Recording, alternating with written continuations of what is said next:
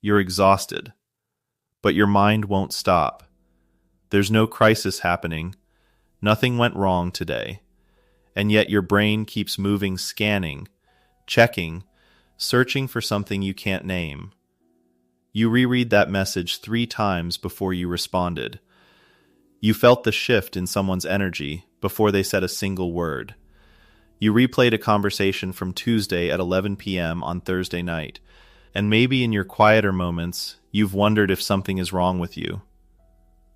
Why can't you just stop? There isn't something wrong with you, but there is something happening inside your nervous system that almost nobody explains. And once you understand it, the exhaustion starts to make a completely different kind of sense. You walk into a room and your nervous system takes inventory before your brain does. The slight tightness in someone's jaw. The pause that lasted half a second too long. The smile that arrived just a beat late. You caught all of it. You always catch all of it. And while other people seem to move through their days in a kind of comfortable blur, you move through yours translating everything. Every tone, every silence, every micro-expression that most people wouldn't notice in a week. By the time you get home, you're not tired from what happened. You're tired from what your brain was doing the entire time it was happening. Because your nervous system never actually rested. It was scanning. Constantly, quietly, automatically, checking every room for threat. Monitoring every person for shifts. Holding every ambiguous signal in memory, waiting for it to resolve into something safe. Most people would call this overthinking. But here's the strange part. This isn't happening in your thoughts. It's happening in your body. And it started long before you were aware of it. Think about a child who grew up in an environment where things could change without warning. Not necessarily dramatic things. Not necessarily loud things. Just unpredictable ones. A parent who was warm 1 hour and withdrawn the next. A household where the emotional temperature could shift and nobody explained why. A home where reading the room wasn't optional, it was how you stayed safe. That child learns something that becomes wired into the deepest layers of their nervous system. They learn that awareness is protection. And if you were good at noticing things, life became more predictable. You couldn't control what happened. But you could prepare for it, you could brace for it, you could see it coming if you stayed alert enough. And here's what evolutionary psychiatrist Randolph Nesse called the smoke detector principle. The brain, he observed, doesn't wait for certainty before it sounds the alarm. It's designed by millions of years of survival pressure to trigger false alarms constantly, because the cost of missing a real threat is catastrophic. But the cost of a false alarm is just a brief spike of adrenaline. So the brain's internal smoke detector is set to maximum sensitivity. And for a child in an unpredictable environment, that sensitivity gets locked in even higher. The scanner learns to stay on. Not occasionally, permanently, and that pattern gets wired so deeply that it follows you into every room you walk into for the rest of your life, even rooms that are completely safe. Because the brain doesn't always know the difference between then and now. You are not broken. You are not weak. You are not too sensitive. You are not wired wrong. Your nervous system adapted. It looked at your environment, and it made a calculation. In this world, staying alert is safer than relaxing, and it committed to that calculation completely. Psychologists call this state hypervigilance, but not the dramatic kind, not the kind people describe in crisis scenarios.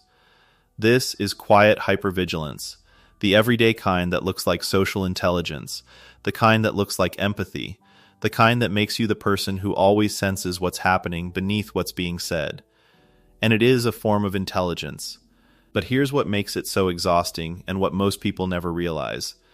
Your brain doesn't just scan the room around you. It scans you. Continuously, automatically, without permission. It reads your own heartbeat, your shallow breath, the tension you're holding in your neck that you didn't notice until just now. And when it finds those signals, the tight jaw, the raised shoulders, the breath that never quite made it all the way down, it doesn't interpret them as stress. It interprets them as evidence. Something must be wrong. Keep scanning. So the external scan triggers physical tension. The physical tension triggers more scanning, and the scanning triggers more tension. A loop with no natural exit. That's why telling yourself to just relax doesn't work. You're not dealing with a thought. You're dealing with a system that has learned to use your own body as proof that the world is dangerous. And there's a specific pattern behind how this happens. On this channel, we call this pattern danger scanning, not because it's a clinical diagnosis, but because most people who live with it have never had a name for what it actually feels like. And this captures it exactly. Here's how it actually works. Your brain receives a signal, a tone of voice, a facial expression, a delayed reply, an unusual silence. Before your conscious mind has a chance to evaluate what's happening, your survival system has already reacted. Heart rate up. Muscles slightly tighter. Attention narrowed. And the brain does something else. It stores every signal it couldn't fully resolve, every ambiguous glance, every unanswered message, every moment where the emotional meaning wasn't clear. It holds them open. Return to them. Run them again. That's why you replay conversations at midnight. That's why a single K in a text message can occupy 3 hours of mental energy. That's why you can feel completely drained after a day where nothing bad happened. But here's the part that changes everything. There are actually 2 kinds of fear your nervous system runs. The first kind is sharp and immediate, a sudden loud noise, a confrontation that appears out of nowhere. Your survival system fires fast and hard, and then once the moment passes, it settles. But the second kind never fully settles. It's slower, quieter. It doesn't attach to one specific threat. Instead, it runs in the background, a continuous, low-level program scanning for anything that might go wrong, not reacting to what's happening, anticipating what could. This is the kind that keeps you awake at midnight replaying Tuesday. This is the kind that makes a calm Sunday afternoon feel vaguely unsafe without any reason you can name. And this second kind, the slow burn, ambient scan, is far more exhausting than the first. Because it never gets resolved. There's no moment where the threat appears, gets evaluated, and clears. The scan just continues. You weren't being irrational. You were trying to feel safe. The problem is, your nervous system never got the memo that the original danger is gone. And here's where the research becomes striking. When scientists studied what happens to children raised in emotionally unpredictable environments, they found something specific in how the brain develops. Under long periods of stress, the brain can become less effective at recognizing that a current situation is different from an old threat. So even when the environment is safe, even when the people around you are kind, the room is quiet. The moment is genuinely fine. The survival system doesn't register that distinction clearly. It applies the old rules to the new room. Because that's what it was trained to do. So the scanner keeps running, the slow burn background program stays on, and your body keeps sending signals that the danger is real, because the body and the survival system are locked in a loop, each one confirming the other. That's not a character flaw. That's what long-term stress does to a developing nervous system. And understanding that changes something. Here's what nobody tells you. You cannot think your way out of this. Not because you're not smart enough, but because danger scanning isn't happening in your thoughts. It's happening in your body in pathways that operate below conscious awareness, faster than rational analysis can reach. What works instead is a 2-pathway approach. You quiet the body first. Then you retrain the mind. Here are 3 tools that work with your nervous system, not against it. Tool 1, the signal interrupt. The next time you notice your brain scanning, replaying something, analyzing a tone, holding a signal open that won't resolve, don't try to stop the thought. Instead, name what's happening. Quietly, internally, my nervous system is scanning right now. That single act, naming it, creates a gap between the signal and the automatic response. And in that gap, your brain can begin to register something new. I am noticing this. I am not in danger. It won't work instantly. Nervous system retraining is gradual, but over time, that gap gets wider. And wider gaps mean more choice. Tool 2, the environment update. Your nervous system is still running on old data from an environment that no longer exists, so you need to give it new data. Deliberately, repeatedly, once a day, just once look for something in your current environment that is actually safe. Not perfect, not positive, just safe. A conversation that ended without tension. A room that stayed quiet. A person who responded with warmth when you didn't expect it. And say it internally, slowly, this is now, not then. Here's why this works. Your survival system doesn't update through insight. It updates through evidence. Every time you consciously locate something safe in your current environment and name it, you are giving your brain new data to work with. You are training the part of your mind responsible for context and evaluation to step in, look at the actual room you're in, and apply the brakes on an alarm that was built for a different time. It doesn't happen in a single session, but it happens. Small, consistent signals of safety repeated over time begin to physically recalibrate the brain's baseline level of alert. Tool 3, the body check in this, is the one most people miss. When danger scanning is running, your body already knows before you do. Shoulders that have slowly crept toward your ears, a jaw you didn't realize you were holding still, breath that stopped somewhere around your collarbone and never came back down. And here's what makes this important. Your survival system is reading those physical signals right now.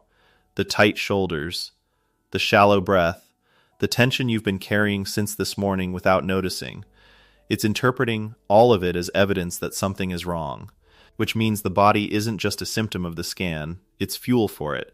So interrupting the scan through the body isn't just relaxation. It's removing the evidence your survival system is using to justify staying on high alert. Here's how. Rest a hand somewhere on your body, wherever feels natural. Take one breath that travels a little deeper than usual. And say quietly, the scan can pause. Just for this moment. Not stop. Just pause. Slow, deep breathing, especially a longer exhale, sends a direct signal through your vagus nerve to your brainstem. And that signal says one thing. The threat has passed. You can lower the alert. You are not trying to eliminate your sensitivity. You are teaching your nervous system that it's allowed to rest. Your brain was never broken. It was trying to keep you safe with the only tools it had. It looked at an unpredictable world and decided awareness is survival. It built an internal system so sensitive, so fast, so thorough that nothing could catch you off guard.